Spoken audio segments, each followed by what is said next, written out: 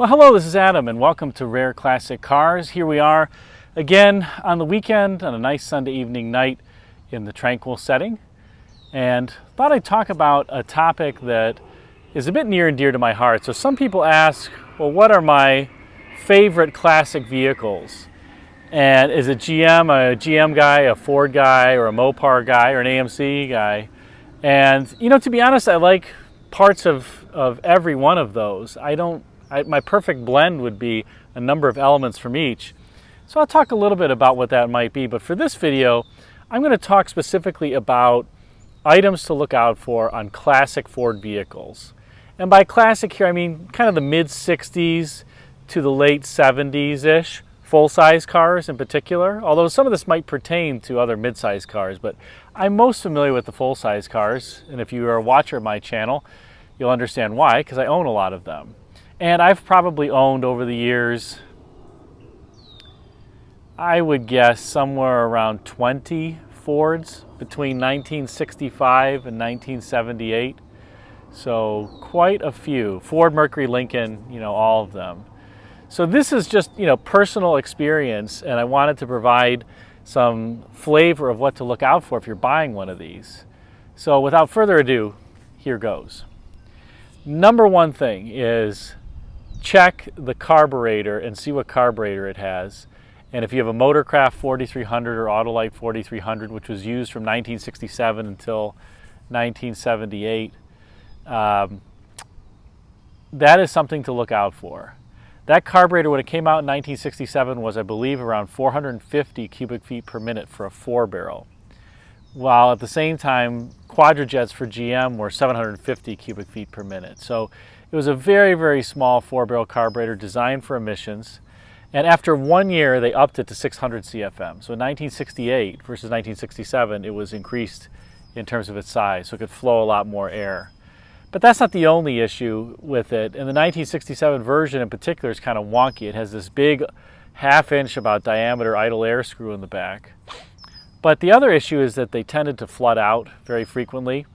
They have two needles and seats. The secondary needle and seat is very prone to flooding out, especially with aftermarket fuel pumps that put out more than about 5.5, 6 PSI. So every rebuilder I've bought, I probably rebuilt more than 20 of those carburetors because I have a number of spare parts ones. And every rebuilder that I know would plug off the secondary needle and seat. And that's just fine. The carburetor can run off of the primary needle and seat unless you're doing drag racing. It's got a big float chamber that holds quite a bit of gas, a lot more than the Quadrajet as an example. So you're generally fine. I mean, you're running off of the float bowl when you're driving. It's not like you're running off of how much gas can be let in based on the primary needle and seat. So you have a reserve in effect. And those carburetors had an issue with flooding out. They also just had issues with drivability, tendency to bog when you stepped on them. And because they had a tendency to flood out, an issue with them is that in some cases you can buy a low mileage car, and if the carburetor flooded out and the owner didn't change the oil and then ran the car with gas mixed in the oil, you get premature cylinder wear, which is not good. So the carburetor can cause some premature wear in the engine as well, which to my mind makes it doubly bad. So something to watch out for. You're really best to put an Edelbrock or Holley on these.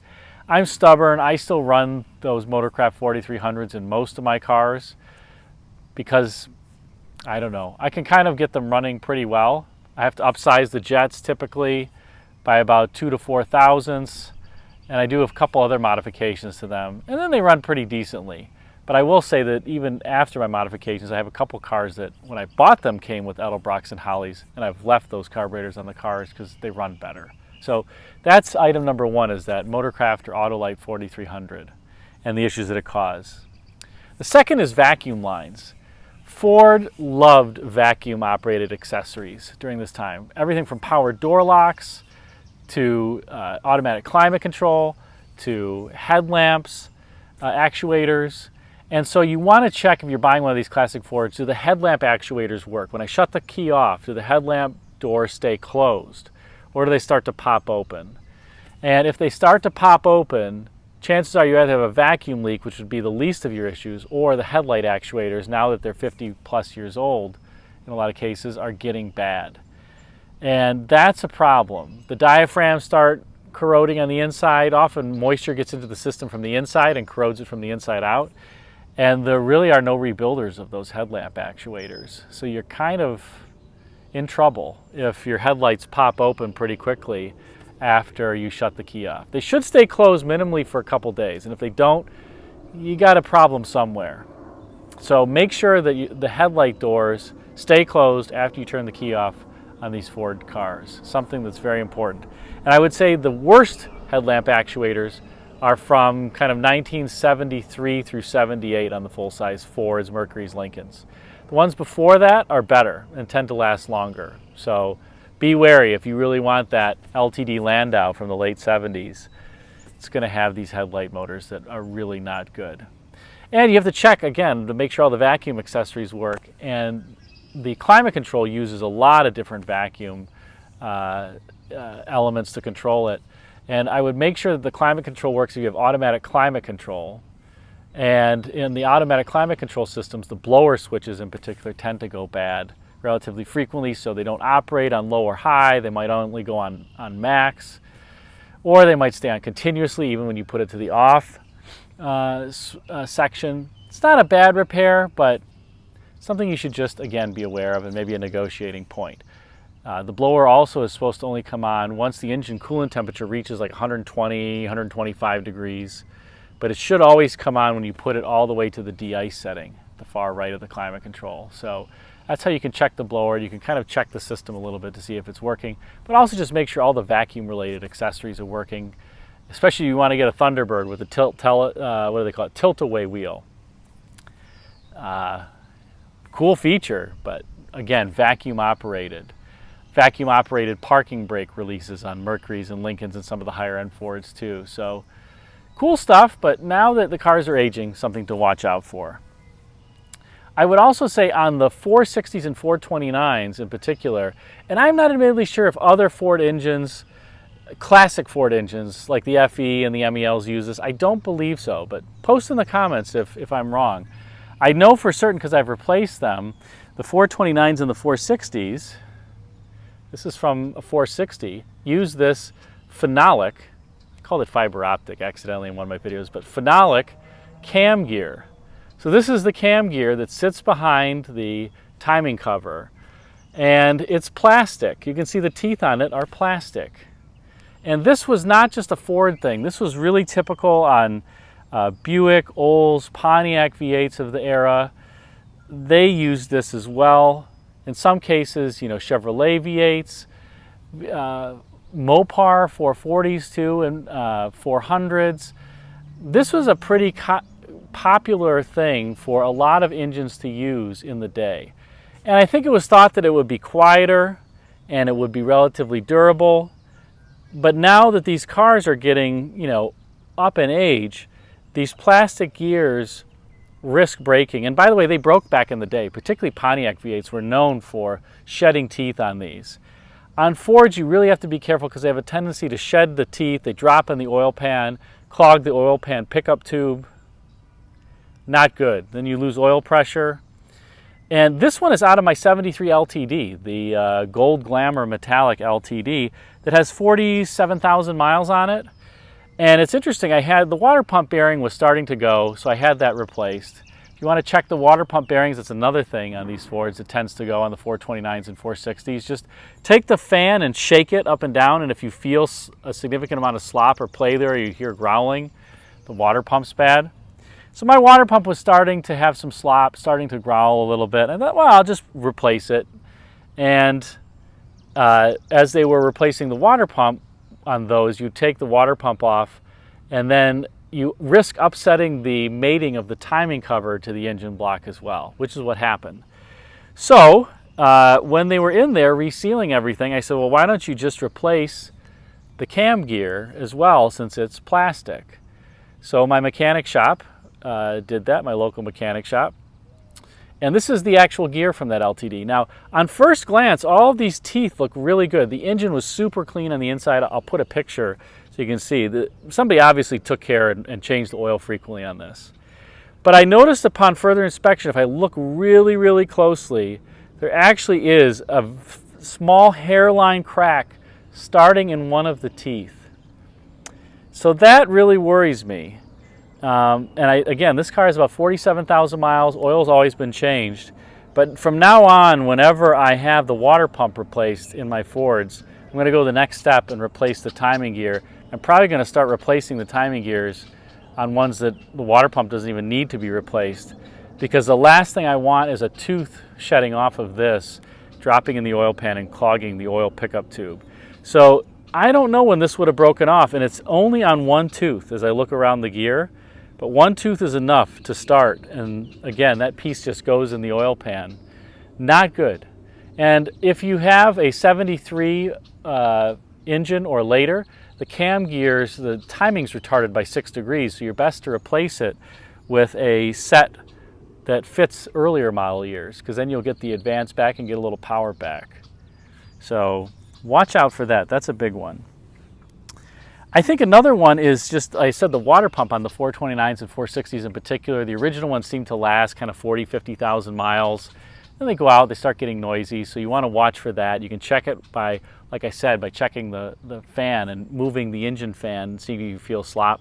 The other thing I'm forced to check, especially if you're servicing your car yourself and you do it while it's running, is the engine fan blades on the flex fans, not on the declutching fans, but a lot of Fords back in the day used flex fans. And they tend, like my 72 Continental has it, they tend to crack. And when they crack, they risk shearing off a blade. And you do not want to be under the hood when one of those blades shears off, and you'll damage your car even if you aren't. So if it shears off and the hood's down, I mean, you risk putting a big dent in the underside of your hood. But most important, you want to be safe. So check to see if you see that. And if you do, you want to replace it. In general, I would recommend replacing those fans because you just don't want to mess with cracked fan blades or have that risk. It's not good. Be safe. Other thing on Fords of that era is the frame rot, in particular on the torque boxes, which are really where the mounting pads would go if somebody had a hoist, right behind the front wheel.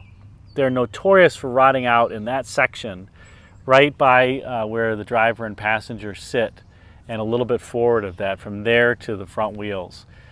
That is an area that you want to make sure is solid. Again, very frequent area that rusts out on Fords. And you know, they do have sometimes the back window problems around with, especially if they have a vinyl roof. But I've seen a lot of cars that look pretty good on first glance, and that frame in that section is just rotted. So be very careful of that.